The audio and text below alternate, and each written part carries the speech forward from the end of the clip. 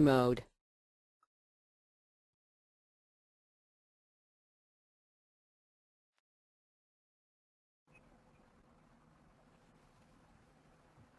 Hello and welcome to the SANS-APAC webcast series, Mobile Device Forensics. My name is Ruby Souza and I will be moderating the webcast today. Your presenter is Paul Henry. Before I turn the mic over to him, I'd like to cover features of the interface for those who have not attended a SANS webcast before. If you have a question, please enter it in the chat or questions window, and we will cover questions at the end of the presentation for anyone who has any. And now let me turn over the mic to your presenter, Paul Henry. Sounds good. Thank you, Ruby. Well, Paul Henry here, about midnight in Boynton Beach, Florida in the U.S.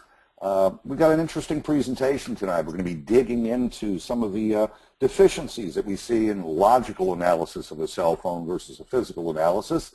Before we get started, I have to cover just a moment of your time to look at our FOR 585 Advanced Smartphone Forensics course. I've taught the course myself a number of times. We have it coming to Canberra in June, Delhi by myself in August, and Heather, one of the course authors, will be bringing it to Seoul.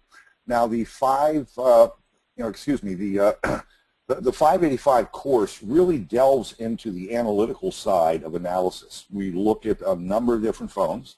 We're using a number of different commercial products as well as some open source tools to analyze those phones. So it goes well beyond what you would typically get with vendor training. We cover the positive side of all of the tools, of course, but we also cover the negative side, things that are missed by commercial tools. It does get rather interesting. Should be a lot of fun for those who are able to join us in either Canberra, Delhi, or Korea. That being said, I'm going to go ahead and move right into our presentation for tonight. So we're going to be covering mobile device forensics, recovering data you may be missing. Again, we're contrasting the differences between a logical analysis and a physical analysis. So in order to kind of get a big picture view, we first have to get a handle on what are today's truly practical mobile malware threats. We're not talking theoretical, we do mean practical. For myself, an event or a threat shifts from being theoretical to practical when someone can simply download it and execute it from the internet. The bottom line is that today, with so much malware available out there for the Android platform particularly, all that's really lacking is the will of the bad guy to use it. So on smart devices themselves, they're much more than just phone data today. Okay, we've got a million apps out there available for both the Apple product standalone or the Android. Now, the apps themselves were not written with forensic recovery in mind by any means. Typically, when you're addressing an app in a logical fashion, you're going to make an API call through the app to get at its underlying data. What we find is that most apps, simply by marking the data as deleted, masks that data from capture using a standard API call. The bottom line is that we absolutely need to focus more on the apps themselves. Many vendors of forensic tools for cell phones today, they tend to focus on how many different phones they can address, some claiming in excess of well over 5,000 different phones. The problem, again, is not the phones, it's the apps that run on the phones. Again, a million apps for either Apple or Android today, and we're simply finding that no vendor really does a solid job of covering the more popular apps that we're seeing in use today. So we're going to talk just for a moment here on mobile chat apps. When you're looking at things like WhatsApp, Kit Messenger, Skype, and the many other messaging applications that are out there today, we're seeing well over 50 billion messages per day being sent. The bottom line is that these apps have really overtaken traditional SMS in terms of message volume. The bottom line, especially in this region of the world, you're paying for SMS messages. And you can use out-of-band messaging applications to literally send your messages and receive messages back at no cost. It's no wonder that, in fact, we're seeing the decline in SMS minutes on most mobile devices and this huge uptick in the applications that are able to send messages. Mobile picture sharing apps are also getting incredibly popular. Snapchat, Instagram, moving those pictures up to Facebook, and of course Flickr. Today, they're looking at roughly 600 million pictures and videos being shared daily from mobile devices. So again, the numbers are rather staggering. Tremendous amount of data being shared using third-party applications. Webmail by and of itself. Now 90% of smartphone users are assessing webmail accounts. They're not going through the corporate exchange server. I'm talking services such as Gmail, Hotmail, Yahoo, etc. Typically, these web-based email accounts are outside the ability of the enterprise to monitor them with their DLP solutions, etc. So it can become quite problematic. You will traditionally find a significant amount of evidence regarding the user's activity by viewing the history on the phone itself of their access to their webmail accounts. On social networking, almost half of the world's social networking activity today is being done on mobile devices. Again, we're speaking in terms of Facebook, Twitter, Google+, as well as even LinkedIn. So again, nearly half of all of this activity is being done on mobile devices. Thankfully, we're able to recover a great deal of evidence regarding the use of those devices with both commercial and open source tools. Now, cloud storage apps, this one to me is somewhat troubling. Many users today are finding that it's more convenient to move data to their own personal Dropbox or alternate account rather than using corporate shared servers, et cetera, et cetera. Well over 175 million active users today are then taking that content and loading it from their smartphone or from their tablet directly into cloud storage. Again, this slips through the cracks when it comes to looking at solutions such as DLP and others. I've seen a dramatic increase as organizations have embraced BYOD in their users actually using their personal storage to house corporate intellectual property. It has become quite problematic. Thankfully, we do have good tools out there where we're able to analyze one of these smart devices and determine specifically what was loaded and by whom into the cloud storage itself. Now, I want to get specific here on Apple iPhone and iPad risks. Time and time again, people like to experiment with the devices and jailbreak them. I've tried it myself, and I've got to be quite frank about it. I simply couldn't find applications to run on an iPhone that were worth jailbreaking the device. You're taking a significant risk in jailbreaking a product like an iPhone today.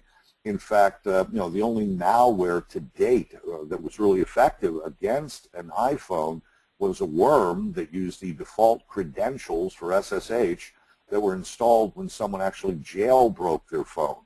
So again, in terms of an iPhone, I just don't believe the juice is worth the squeeze, as they say, to jailbreak the phone itself. So again, just like your desktop and your servers, mobile malware across all platforms is only going to get worse. There's been a huge increase in the malware that we've seen primarily in Android, but we have seen some attempts on iDevices as well. Fortunately, on iDevices, it's been limited primarily to the jailbroken phones themselves. Again, I mentioned the worm. On this slide, we're showing you a highlight of the article itself, but with this worm, he simply took advantage of the fact that users, after jailbreaking the phone, were not changing the default credentials, so the worm simply crawled looking for the specific port for SSH and logged in with the default credentials, and he was able to wreak havoc on those phones. Now, remote monitoring of an iPhone is getting more common. A number of commercial spyware packages that can be installed on an iPhone. Typically, I see that in cases where one spouse wants to, monitor another spouse's activity. They would install one of these spyware packages. A recent one that I ran across was called SpectreSoft Pro, and every time the other spouse would send an email, view a web page, chat, or send or receive a phone call or SMS message, that message was immediately forwarded to the other spouse. I've seen it commercially as well in disgruntled employees, and in fact one competitor had installed spyware on his competitor's phone to gather intelligence regarding sales within the organization itself. Now, state laws vary from state to state here in the United States. Regionally, it's a bit different. But again, most regard the collection of data from a phone as a wiretap violation. Here in the United States, some states require permission of all parties using the device on either end of the call before they can, in fact, be recorded. Other states are single-party states where only one has to give permission. The reason it's a wiretap violation is the data is actually collected before it's written to flash. Hence, in the United States, it is considered to be a wiretap violation to monitor the activity on the phones. Now, here again, I'm speaking primarily in the U.S., monitoring your children's phone. The phone would belong to you as the parent, would be legal, but again, in terms of in a corporate environment, monitoring someone else's phone would absolutely be illegal here in the United States. So, Android device risks. Again, Android tends to rule when it comes to malware today. Tremendous amount of malware being pushed out there into the Android marketplace. Generally, it's quickly taken down. I do not recommend people download outside of the Google Marketplace. You're going to lose that benefit of Google Bouncer actually inspecting the code itself. Now, again, we saw this over the last couple of years. Malicious Droid apps downloaded from the Droid Marketplace definitely was an indicator that good testing was not going on before turning them loose on users. Google did respond by initiating the Google Bouncer, which does a reasonable job of inspecting code that is offered up for sale through the Google Marketplace. There was one chink in the armor, though. A group of guys at Duo Security showed us it was possible to install an app that allowed the unprompted installation of arbitrary applications with arbitrary permissions on a victim's device. I show you the URL here on the screen. Would highly recommend you take a look at that. The overall flow of things was quite interesting in following the story from Duo Security. What they did is they wrote this Angry Birds-like app. They had a reasonable set of permissions. Again, it had the ability to read your Google service configuration. It could look at network communications and had view of your accounts. And most people simply clicked OK. They didn't see anything wrong in the specific permissions they were asking for. So it sailed right through the Google Marketplace with no problem. The issue came out when they actually created some bonus levels for Angry Birds. That was when things got ugly. You would download the bonus levels directly from their web page, not through the Google site. Hence, Bouncer was not looking at the update itself. And when you install the update, you got a fake location tracker that could track your GPS coordinates. You had a fake toll fraud bit of software that would automatically generate high-cost calls, both via dial and SMS as well. And it also had a fake contact stealer that would literally harvest your entire address book. So again, Google Bouncer inspected the original code, but the bonus levels were permitted to be downloaded directly from the vendor site. So they made the code look benign through the Google Bouncer and did the bad stuff when they went and tried to download the additional bonus levels for Angry Birds. So great lesson taught to the community at large by the great folks, great researchers at Duo Security. So we also had the issue last year with well over 100 malware apps removed from the Android marketplace. It's been going on for a number of years. I show an article here from 2011 where well over 50 applications were found to contain malware, and they were removed, but it wasn't after 50,000 people had already downloaded them. Again, very important to analyze those APKs before you have your users installing them on those phones when they're being connected up via BYOD today. So we're going to look at iPhone and Android incident response and forensic considerations. Again, we're going to look at the difference, significant difference between a logical and a physical analysis overall. So now looking at an iPhone itself, there's just a treasure trove of information stored on an iPhone, and just as importantly on an iPad today. You're going to get the basics, user accounts, contacts, their call history, their SMS messages. You'll be able to collect data on messages sent via Google Mail, Yahoo Messenger, Skype chat. Rather interesting bit of history able to be pulled out of Google Maps. Also, one I found to be I won a case with it, the dynamic dictionary available on an iPhone. You know, as you're typing new words into an iPhone, they're stored in the dynamic dictionary. It's a rather interesting case I had worked. It was a wrongful death case where we actually were able to recover a suicide note that was created by the phone's user. He had written an email. As he wrote the email, it was being stored word for word in the dynamic dictionary, and he blew away the email. He deleted it before sending it. But again, because he had typed it in on the iPhone, we were able to recover significant components of that message from the dynamic dictionary. Another rather interesting one is the automatic screenshots that are made by an iPhone. Anytime you close an application, you'll notice that the application kind of shrinks away on the screen. What Apple actually does is they capture a screenshot, and then they scale the screenshot itself to give you that shrinking effect. So we have very often found these screenshots in unallocated space on an iPhone, giving us proof that the user was, in fact, using a given application at a specific date and time. Again, most apps store data, so the list simply goes on and on and on. Tremendous amount of data recoverable from an iPhone and an iPad. Now, for the example here, I'm going to be looking at the Celebrite UFED Physical. Could just as well be the current generation Touch or the new software UFED PC. Again, simply put, it really is easy to use, any of them. They work well with my other tools as well.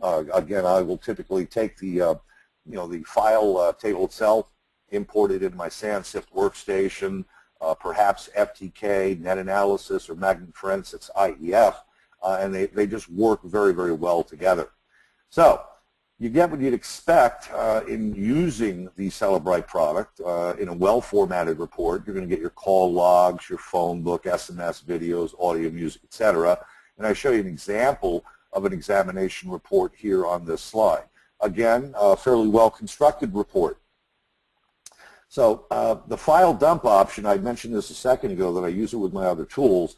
Not to really overly simplify it, when you use the file system dump from Celebrite, it mounts the file system and does a file-by-file copy. So again, it maintains the overall system hierarchy in the file system. Now, you can run this through the physical analyzer software as well from Celebrite. Great for reporting on the file system dump, but it also really does work well when you import that complete data structure into tools such as the SIFT workstation or FTK, or for that matter, run the Magnetic Forensics IEF tool against the file system dump itself. So what can you expect to get with a file system dump? Now, mind you, the preceding list we went through was a logical analysis. Now we're looking at an actual extraction of the file system itself. So what are you going to get? You'll get SMS, contacts, call logs, MMS, notes, applications, voicemails, calendar, Bluetooth information, GPS data, notes, bookmarks, Skype information, chat, cookies, bookmarks, and Facebook. You'll also get a large number of plist files that also contain great forensics data that is very easily parsed by IEF from Magnet Forensics. So what you're not going to get? Well, in doing a file system dump, you're not going to get email as it is encrypted, and you're not going to get deleted files. But I need to clarify that. If the deleted entry is only marked as deleted in the respective database, then yes, as the file is not really deleted, you will get that entry. What I'm talking about are files that are really deleted files from the storage media itself. So again, records that are marked for deletion, you may very well likely recover, but actually deleted files that are now left just strewn about in unallocated space, you're completely going to miss. Now this is the original file dump option. I'm just showing it here as a report through Physical Analyzer. So we have our extraction summary shown on the page here, and you'll note we do list a number of things that were not supported in this extraction. Contacts, call logs were not supported. We were able to recover images and videos and audio files. So looking at it a little bit deeper here now, we moved away from the logical over to the physical analyzer software.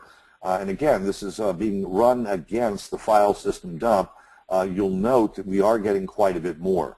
We're getting application usage, calendar events, call log, chats, contacts, cookies, location data, MMS messages, a number of notes, SMS messages, user account data, the dynamic dictionary, voicemails, web bookmarks, web history, wireless networks. We're also getting a large number of data files, images, videos, audio, as well as text.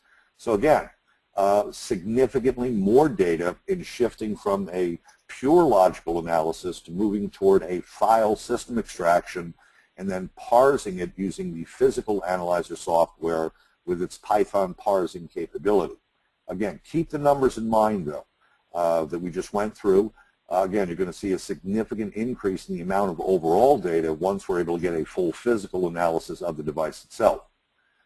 So this goes through to showing you the expected application usage details. We're getting the number of times the actual applications were launched, the active time, background time, as well as a date stamp and time on the last time the actual application had in fact been executed.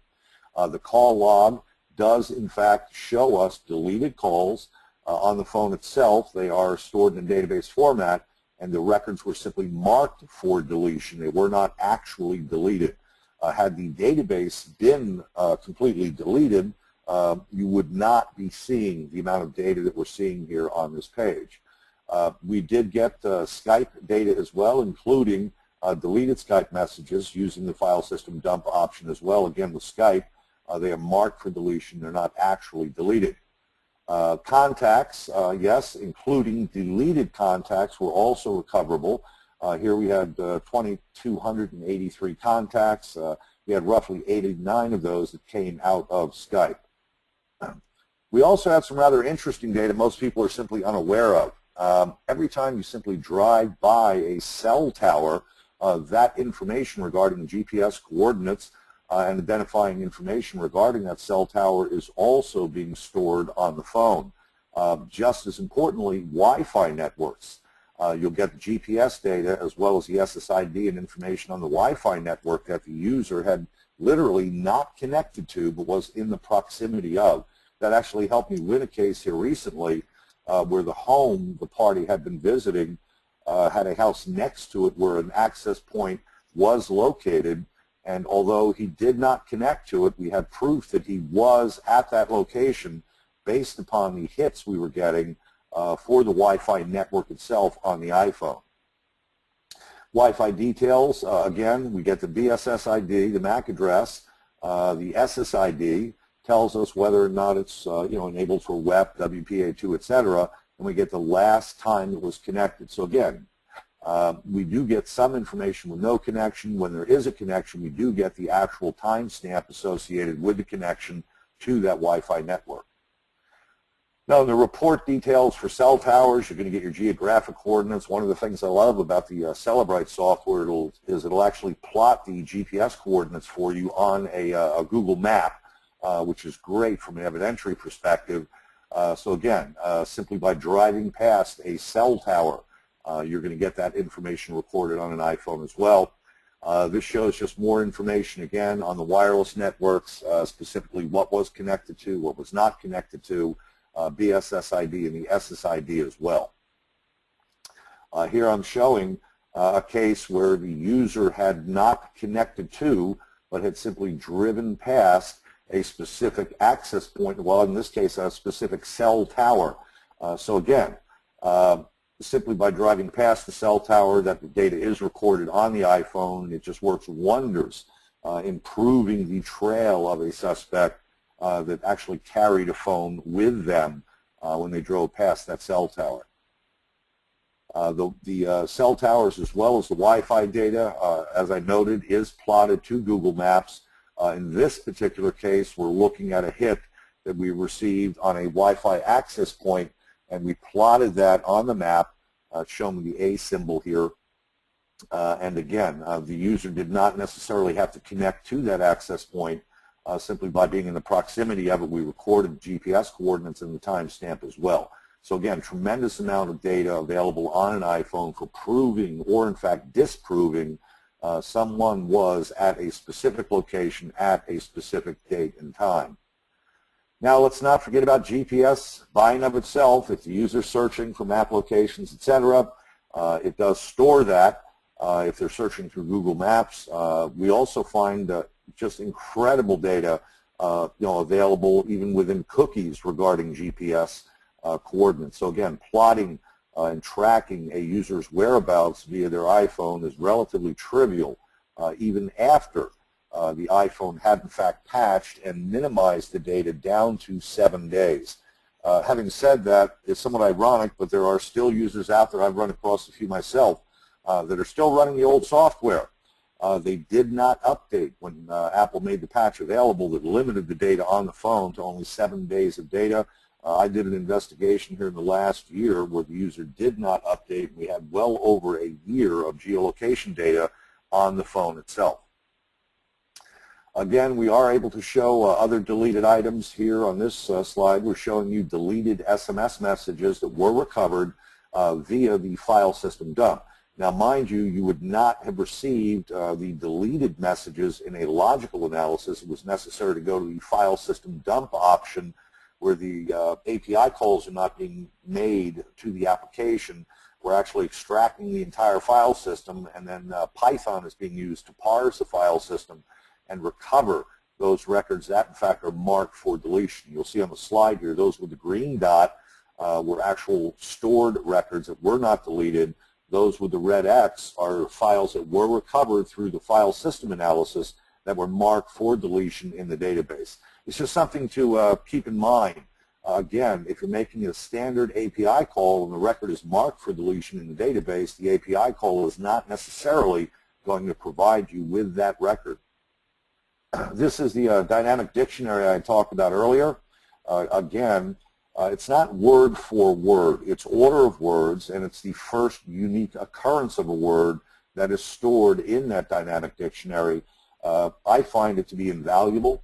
I find it to be tremendous as well in putting together a keyword search list on the phone itself. It's one of the first things I look at when I do an examination of a phone is the user's dynamic dictionary. Browser history also stands out quite well. It's not as clean as I'd like, through the GUI here. There are other tools I prefer to use, tools such as IEF or NetAnalysis, but again, they do a reasonable job of displaying the user's web history as well through the Celebrite product. Now on Skype, again, I had noted that I'm able to take the file system dump and open it and examine it with third-party applications. This happens to be a tool that's included in the SANS-SIFT workstation. It's called Skype Parser, and I'm able to recover the user's chat messages, call history, SMS messages that he sent via Skype, voicemail, etc., using the Skype Parser tool, running it against the file system extraction that we did using the Celebrite tool. This is just showing you the actual web history analysis. In this case, I simply opened the file system dump using the tool NetAnalysis. You can use pretty much any third-party browser history tool against the file system dump. So if you're a fan of tools like Cashback or some of the others, they do work very, very well when run against a file system dump produced by the Celebrite product. Also works with SQLite Spy.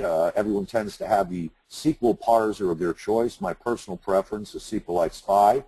Again, you're able to fully parse all p-lists contained on the phone itself. Here we're looking specifically at some notes that were in fact stored on the phone, able to read the full content then of those notes. And as well, you can import the entire file system dump into the FTK Forensic Toolkit from Access Data and fully process the image, indexing everything that it finds into the database. I personally find that much more workable. It does take some time to get it parsed in and indexed, but once you've done that, searches are literally instantaneous. You don't have to search across storage media. You simply search against the index database with FTK. I run it here in my lab. Primarily use Mac Pros as my hardware of choice, but I am definitely an FTK shop here in Florida, and the indexing capability seems to save me countless numbers of hours in doing my ever-changing keyword list searches. Seems to be the most frequently changed thing I get from the attorneys is alterations to the keyword list, and having to parse the media with the regex is simply unworkable. They need answers, and they need them now. Hence, pre-processing the case and indexing all words into the database just works out very, very well for me. Here we're using the FTK tool and its plist view capability to examine plist. The output is just as presentable as any of these SQL-like browsers themselves, and you have a large number of plists available. In this particular example from the file system dump, we actually had recovered 176 different plists, and we're able to parse through each of those plists. This particular entry happens to be a Google map search that was being done by the user that was stored as a plist, looking for a given property in Murfreesboro, Tennessee. We have everything, including the specific GPS coordinates for the location that had been searched for using Google Maps in the plist. So, is a logical analysis enough? Well, for many, it's sufficient, but you can't say that you're doing a thorough forensic analysis if you're limiting yourself to only providing for a logical analysis. You're simply leaving too much evidence on the device itself. The only way you can claim to have done a thorough forensic analysis is to have gone with a full physical analysis. So, now some information, as I've noted, is maintained in the databases on an iPhone, and when deleted actually still exists. It's marked as deleted in the database. If you do an API call, you're going to completely miss it. If you do a file system dump, you'll be able to retrieve that data. But if, in fact, the database had been deleted and was left in unallocated space, you would still miss that data. So, again, no longer seen by the user in the application's GUI, hence some deleted information can, in fact, be recovered even in a logical extraction. So, yeah, a logical analysis may provide a significant amount of data, but it is, of course, not equivalent to what you would find with a physical analysis, and we'll get more into that in just a moment here. So what is a physical analysis? Well, simply put, it's a bit-by-bit copy of the entire physical data store, including that which is outside of the operating system's view of the storage media file structure. So a typical, physical analysis can carve files from unallocated space, as well as providing those files found in allocated space. Now, let's go ahead and get physical here. Significantly more data is found in a physical analysis than is found in a logical analysis. The bottom line is you're not going to get that carving you're going to get in a physical dump that you would, or as you would, miss completely in a basic logical analysis of the file system. So, I'm going to be showing you here the difference on the very same phone. Here we're using DFU mode in the UFED physical. We want to use the same device, again, to show you and highlight the difference that we're going to find between a logical and a physical extraction from that same iPhone. So, if you'll note some of the numbers here, they've taken off a little bit, significantly more data here. Application usage is the same, but more calendar entries, more call logs, more chat, more contacts, across the board, significantly more information extracted from the phone. They actually run Python scripts to carve using header and footers on unallocated space, which is the primary reason we're seeing so much more data available in the physical extraction versus logical. So, how much more data did I get in my physical analysis versus logical? Well, the additional evidence recovered included 22,000 images, 59 videos, 1,000 audio files, an additional 16,000 GPS locations, 60 additional chats, 30 additional MMS messages, 3,300 additional text files, some of those are plist, 36 Mac emails. We're able to recover the Mac emails, and 22 Gmail emails. Again, they're using Python scripts to carve the data out of unallocated space. That's the big differentiator. So again, I trust in looking at the raw data produced on the same phone, you can understand why I say Again, there is no way you can call a logical analysis a thorough forensic analysis. Now, doing a logical analysis, you only have to consider that you're really only getting part of the evidence. Simply put, again, just to reiterate, in my opinion, a thorough analysis does in fact require a physical extraction. It's simply a more complete examination. So some final thoughts on forensics here. Again, mobile phone forensics is really not for everyone. It is an expensive undertaking today. I've done everything from throwaway phones, the Samsungs, Blackberries, Droids, iPhones, and iPads without issue using the gear that I use here. Now, I use a combination of tools in my lab. I focus on Celebrite, but I also use Oxygen, X-ray, and some open source tools as well. Anytime I have a critical finding that I find with any one tool, I always make it a point of running a second tool to validate that finding. Physical analysis is simply the future of mobile device forensics. Again, looking at a logical analysis, typically most devices do simply make that API call to the application itself. If the application had marked the data as being deleted when you make the API call, that data will not be available to you. One workaround for that, again, is to do the file system dump and then process it with Physical Analyzer from Celebrite, or you can import that data into an alternate product. Again, once you parse the file system, you stand a much higher chance of getting at that deleted data. In the best case scenario, if you're able to get that full physical analysis, now you have that ability to carve unallocated space, and that's why you're going to see the huge increase in the amount of evidence that you're going to pull off of that phone. I've talked a lot about Celebrite. I've got to be fair here again. I use the Celebrite product in my processes as well as the Oxygen product and the X-ray product. There is no holy grail when it comes to cell phone forensics. We really point that out in 585. We'll take an image that was processed with Oxygen as an example, and it missed some of the evidence. We take the very same image, we import that image into Celebrite or into X-ray, and it's able to capture that evidence that the alternate product had missed. Same with Celebrite. There are things that Celebrite will miss. And again, that's why I really want to drive the point home that it really is paramount today to use more than one tool. There is not one tool that is going to capture everything, especially when it comes to the application usage side of things. We're seeing a million applications out there, and not one cell phone forensics vendor covers them all. In those cases, I tend to use tools like Magnet Forensics IEF against either a file system dump or a physical image to get better data regarding specific applications. I just find that as of now, today, the IEF product from Magnet Forensics seems to have much more coverage of applications themselves that operate on both Android and iPhones than any of the three vendors I mentioned. That would include, again, X-ray, Oxygen, and Celebrite. So I regularly find that in pretty much every phone case I work, I end up falling back on IEF to do the actual data analysis of the applications themselves. And again, bottom line here is physical analysis is absolutely the future of mobile device forensics. So in closing, trying to wrap this up for you here, there's well over 10,000 different mobile devices available today. I know that vendors tend to compete primarily on how many of those devices they can actually cover.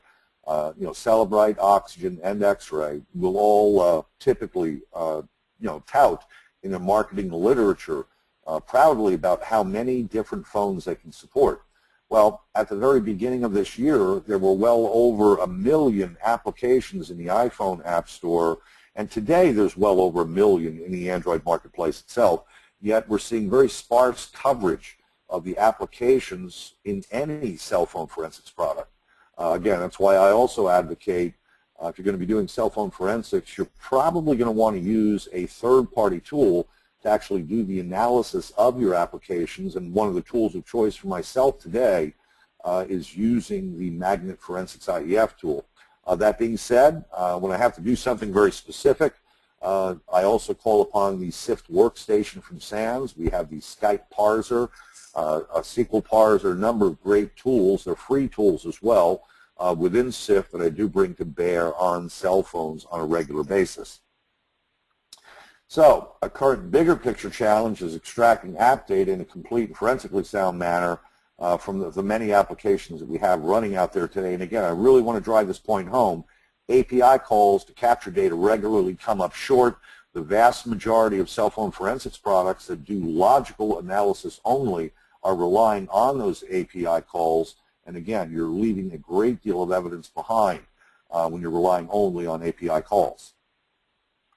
At this point, I open it up to questions for the audience. We've got some time here that we've made available for questions. So I'll scroll over and start taking a look here in just a moment. I want to thank you for coming. Hope to see you when I'm over in Delhi. Again, my name is Paul Henry with SANS. My email address is shown on this slide. If we run out of time for questions, just feel free to email me directly. It's PHENRY@SANS.org. That being said, I'm going to move over to answering some questions here. Ruby, do we have any questions that need to be answered?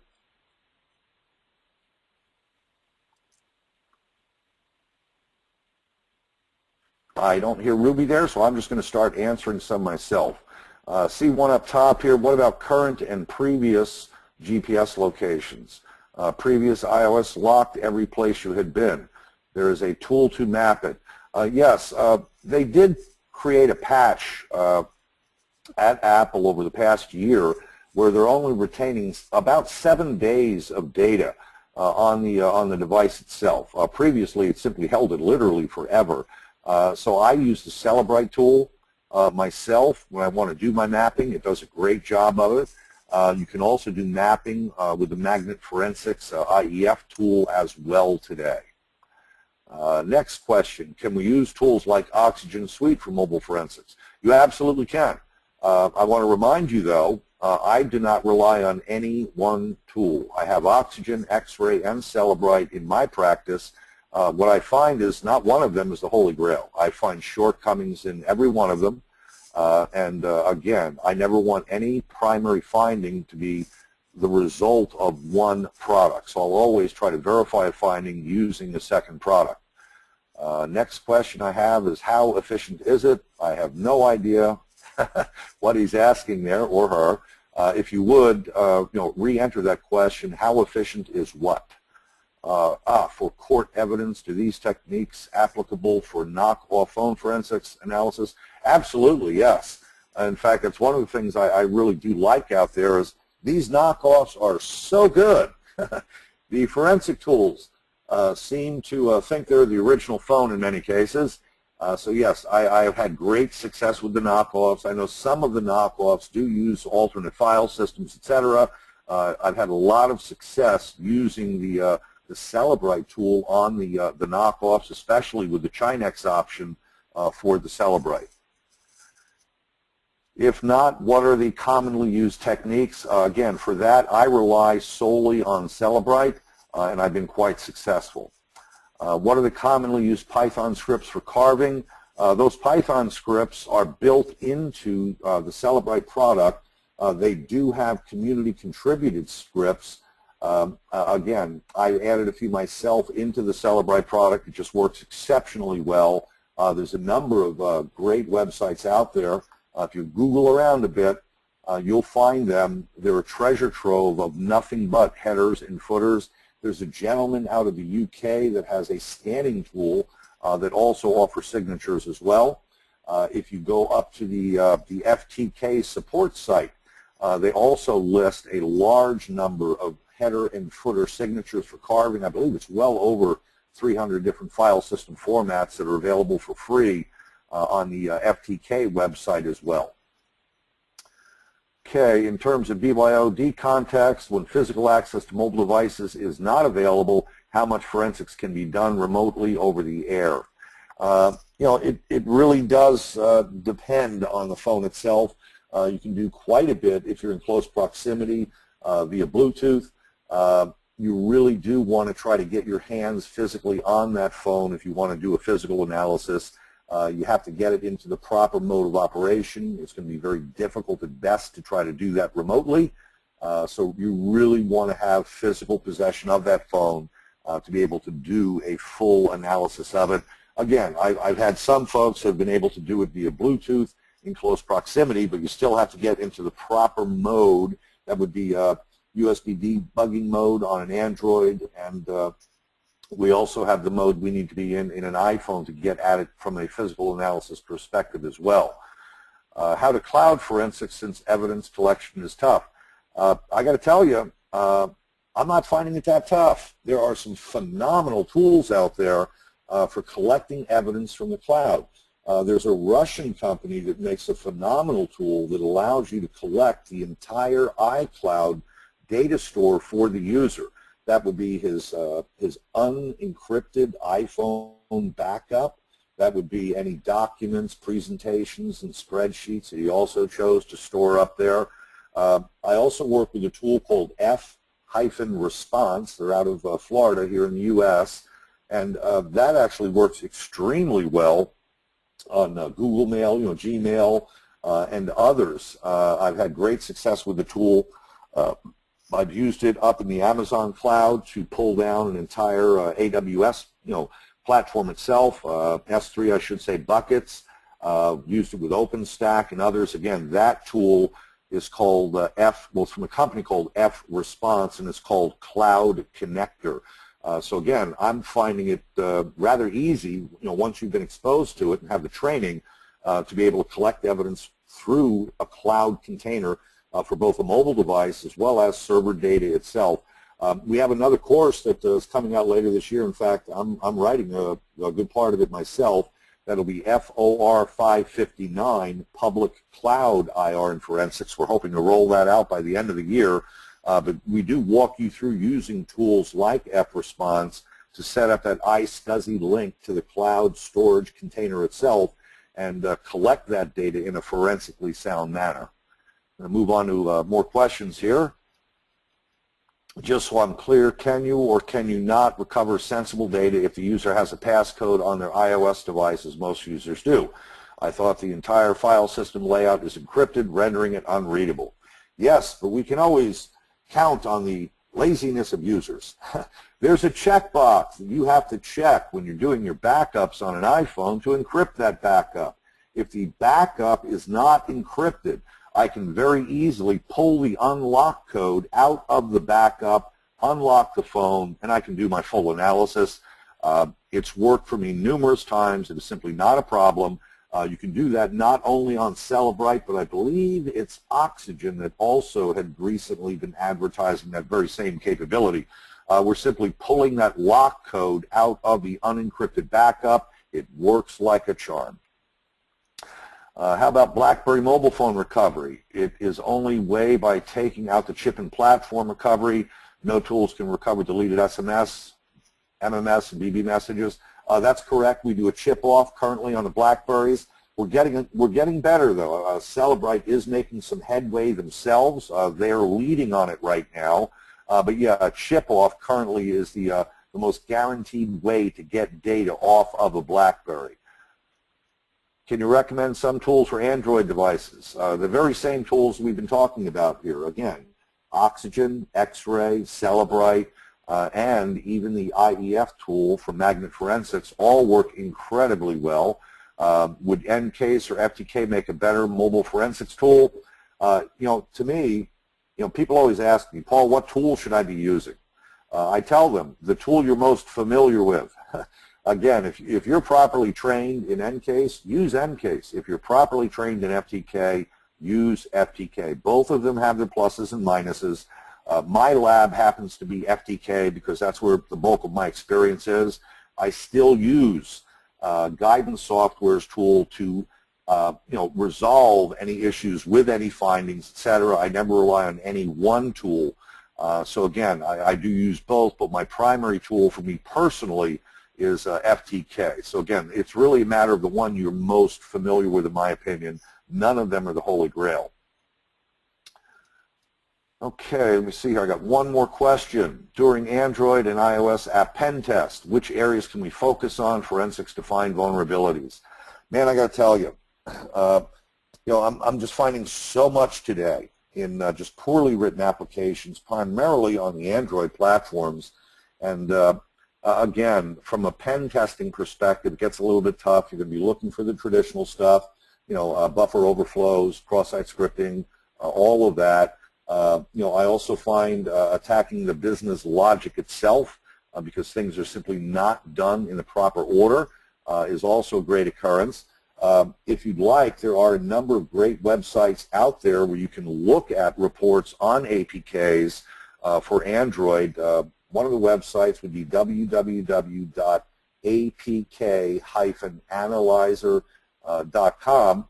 Again, they have fully analyzed a large number of APK files, and the results are just somewhat eye-opening on the vulnerabilities and issues they found in those APKs, because many of them are in fact downloadable up in Google Marketplace. We've still got some time for questions if anybody wants to get any additional questions tied in here.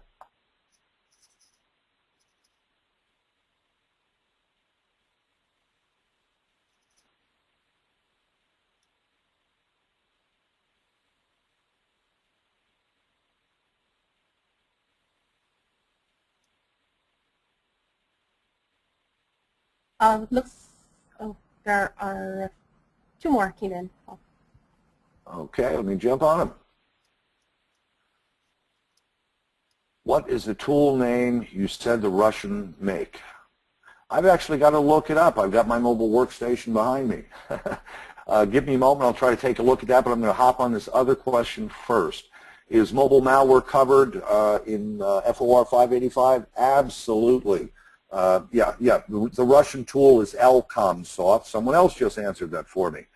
Again, if we look at 585, yeah, we give you a great deal of coverage on malware. We look at 2 or 3 of the different APK analyzers. We're examining the malware itself that we're finding on the phone, understanding what its capability was, what permissions were granted to it, etc. So yeah, solid malware coverage in FOR 585.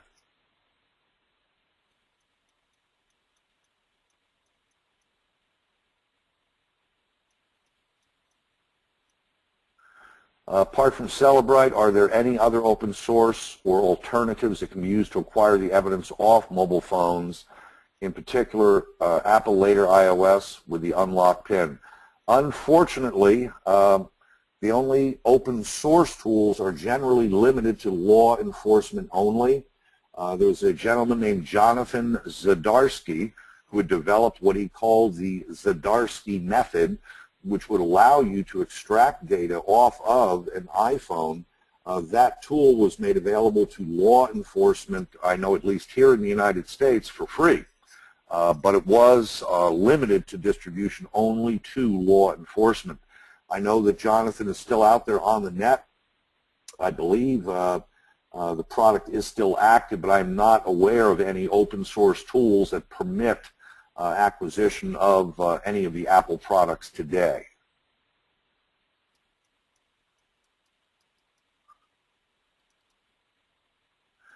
Is there a mandatory prerequisite course for 585? Can someone new to forensics take the 585 course? It is an advanced course. We focus on the analytical method for analysis.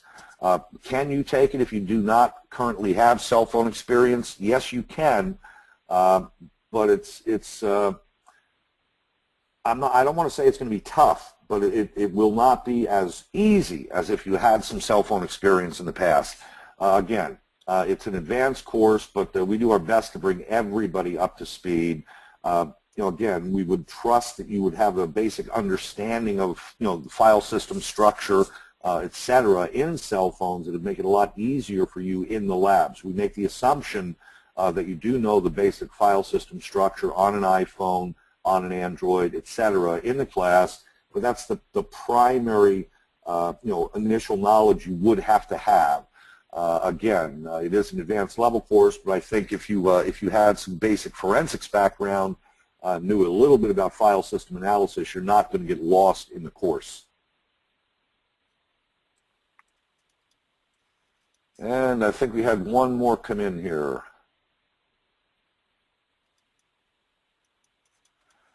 The last question just says for cloud forensics.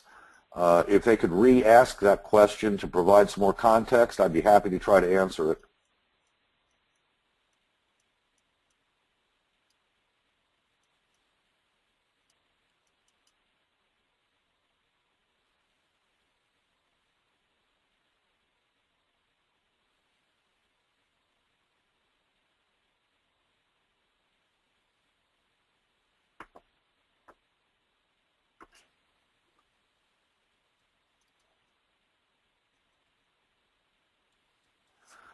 Well, Ruby, it looks like we're about at a wrap. That ended our last question.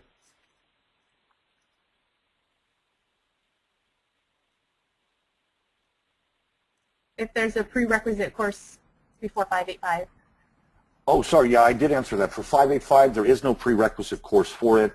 Again, you should have a basic understanding of file systems, either Linux or Windows-based, and hopefully some exposure to having, examined a phone prior to taking this course. It is, again, an advanced course, but we do our best not to have students get lost. Again, we spend a good part of the first day just bringing everybody up to speed and getting everyone up to the same level. I know I'll be teaching it myself in Delhi, and I would have no problem with someone not being already intimately familiar with smartphone forensics attending the course. I'm more than willing to go the extra mile to help get them up to speed. Okay, great. Thanks so much, Paul, for the presentation and for taking the time to answer the questions. And thank you, everyone, for listening in. For a schedule of all the upcoming and archived SANS webcasts, you can visit sans.org/webcast. And if you have any questions about any of the events in the Asia-Pacific region, you can email us at apac@sans.org. Until next time, take care, and we hope to have you back again for the next SANS webcast. Thanks, Paul. Thank you. Good night, everyone.